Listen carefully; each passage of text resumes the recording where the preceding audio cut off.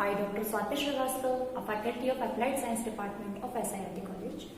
Today, I will teach you about linear differential equations of higher order with constant coefficients. किस type के equations होते हैं, solve करने का क्या प्रोसेस होता है, we will see deeply in this lecture.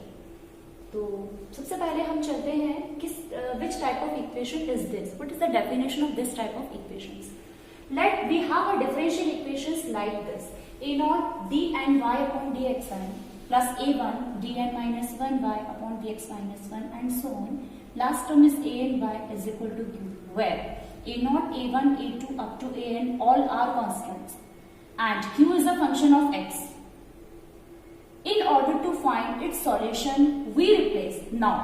तो हमने कहा कि किस टाइप की इक्वेशन होती है, this type of equation in which all the coefficients are constant. It's a higher order equation, ठीक है, और इसमें जो सारे कांस्टेंट कोफिशिएंट्स है वो कांस्टेंट है. That's why this is called the linear differential equation of higher order with constant coefficient. It is very very important equation and it is applicable in most of the fields of engineering. Okay, we will see applications of this thing later on. Now, in order to find its solution, we replace d upon dx by capital D, d square upon dx square by d square, and so on.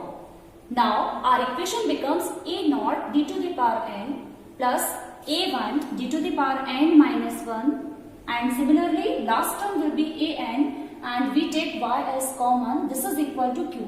So, in short, we can say this is a function of d. Okay, so we can write it as f dy is equal to q.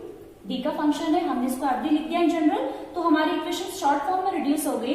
F D Y is equal to Q. Okay, now the solution of this equation is given by y is equal to C F plus P I, where C F stands for complementary function, P I stands for particular integral. तो हमें इस equation का जब solution find करना पड़ेगा, in that we will have to find only two terms. One is the complementary function and second one is the integral, particular integral. अब कैसे हम इसको सॉल्व करने के लिए सी एफ और पी आई को फाइंड करते हैं students, we will see the method to find the complementary function. ठीक है, वन बाय वन. सबसे पहले हम आपको इसका सीएफ निकालने का वर्किंग रूल बताएंगे और उसके बाद पर्टिकुलर इंटीग्रल कैसे फाइंड किया जाता है students, we will see it later on. तो जैसा कि आपको स्टेप्स दिख रही हैं, अगर हम फर्स्ट स्टेप पे चलते हैं स्टूडेंट्स, तो our first step is take F D Y is equal to 0. आपकी जो इक्वेशन थी F D Y is equal to Q, हमारी इस इक्वेशन का अगर हम बात करें, हमारी जो इक्वेशन का हमने जो शॉर्ट फॉर्म बनाया था that was F D Y is equal to Q. ये हमारी इक्वेशन थी. इसका सी एफ जब भी हम निकालेंगे तो we will take the right hand side as 0. Okay, F D Y is equal to 0 हमको लेना है. Our second step will be put d is equal to n and y is equal to 1. ठीक है, d के place पर n, y के place पर 1 रखना है इन दी above equation and solve it. ठीक है, जब हम अपनी इक्वेशन को सॉल्व करेंगे तो हमको रूट्स मिलेंगे, m की वैल्यूज मिलेंगी. So there may be two possibilities. Put d is equal to n and y is equal to 1 in above. So there may be two possibilities. One is we may have real roots or we may have the imaginary roots.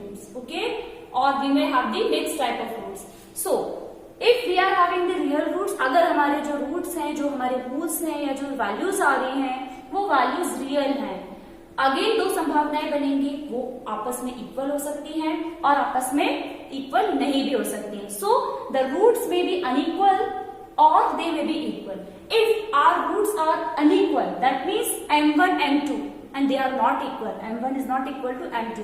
In that case, our complementary function will be c1 e to the power m1x plus c2 into e to the power m2x. ये कब होगा? जब हमारे roots equal नहीं हैं. ठीक है, अब चलते हैं स्टूडेंट्स हम when we are having the equal roots, जब हमारे रूट्स इक्वल होंगे. ठीक है, जब हमारे रूट्स इक्वल होंगे that means m1 is equal to m2, say that is equal to m. मान लीजिए दोनों रूट सेम है और उनकी वैल्यू m हो रही है. In that case, our complementary function will be c1 plus c2x e to the power nx. Okay? Now, अब नेक्स्ट हमारा जो टाइप था when roots are imaginary. Imaginary जब हमारे रूट्स होंगे, ठीक है, when we are having the imaginary roots. So in that case, I have taken one arrow. I have written in this side. That means imaginary roots हमेशा pair में होते हैं. Number and its conjugate. Alpha plus minus I beta. 2 plus minus I 3. 3 minus root 3i. इस type से हमारे imaginary roots हमेशा रहते हैं. तो alpha plus minus I beta जब हमारे पास होगा, so its complementary function will be e to the power alpha x c1 cos beta x plus c2 sin beta x. Okay, so that is the process to find complementary function. ठीक है, I am again repeating the process. We take the left hand side as it is, take it equal to 0, put d is equal to m, y is equal to 1 in the above equation, solve it. We may have roots. Depending upon the nature of the roots, we calculate the complementary function of the of our problem, of our differential equation. Now we will see the method to find particular integral in the next thing. Okay, so that is the process, students, to find the particular integral of the problem. We see now the process to find particular integral.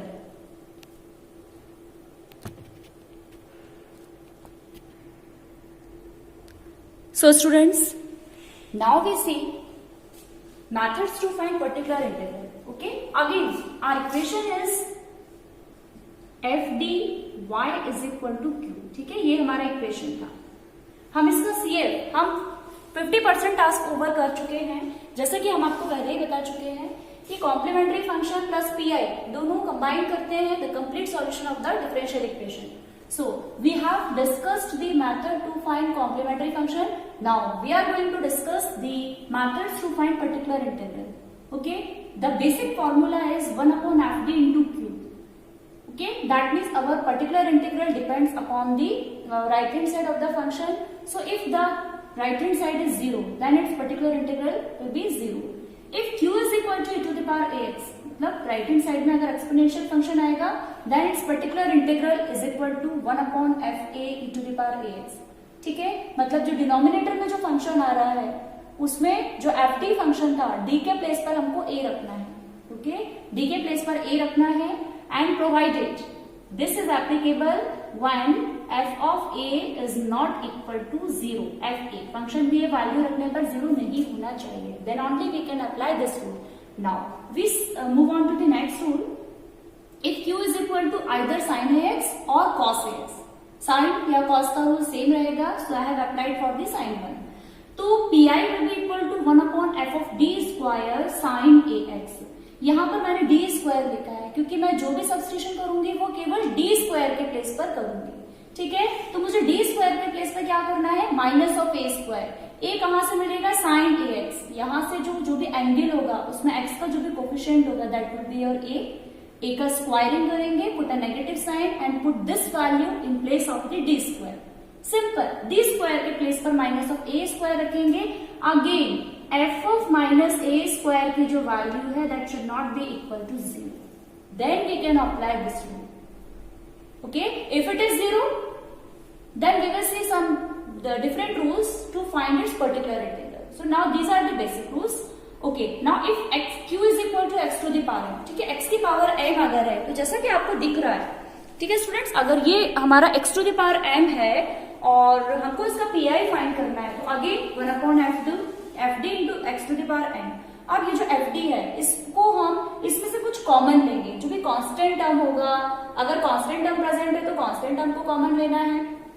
अगर constant term equation में नहीं है तो d की जो least power वाला term होगा, okay, that term having the least power और मिनिमम पावर ऑफ d, हम उस टर्म को कॉमन लेंगे. In that way 1 plus create करना है. 1 प्लस क्रिएट करके ये जो टर्म है इसको हम न्यूमरेटर में ले जाएंगे और x to the power n numerator में ले जा करके हम इसको बाइनोमियल थ्योरम से एक्सपैंड करेंगे और फिर उसके बाद हम इसे सॉल्व करेंगे. इन दिस वे हमको इस फंक्शन का पीआई मिल जाएगा.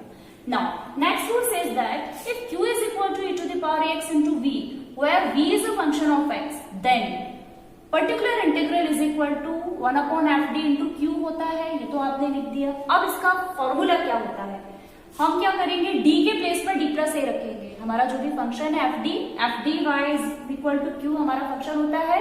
उस फंक्शन में d के प्लेस पर क्या रखना है, हमको d प्लस a रखना है. ठीक है, और a क्या होगा, e की पावर का कोफिशिएंट होगा, e to the power 2x है तो a हमारा 2 हो जाएगा, तो d के प्लेस पर हम d प्लस 2 रखेंगे। अगर e की पावर 4x है तो हम d प्लस 4 रखेंगे इन प्लेस ऑफ d। तो ये वैल्यूज हमने रखा इनटू v।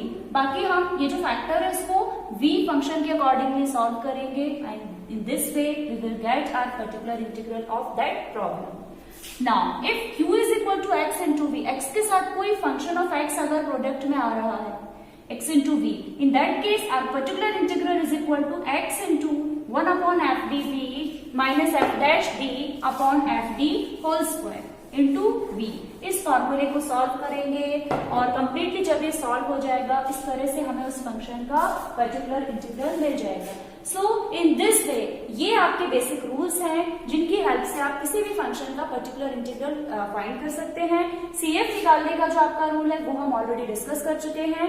जब आप CF निकाल लेंगे, पर्टिकुलर इंटीग्रल निकाल चुकेंगे, दोनों को कंबाइन करेंगे, that will give you the complete solution of that differential equation. So students, that was the process by which we can solve linear differential equations of higher order with constant coefficients। I hope आप सभी को आज का topic बहुत अच्छे से clear हुआ होगा।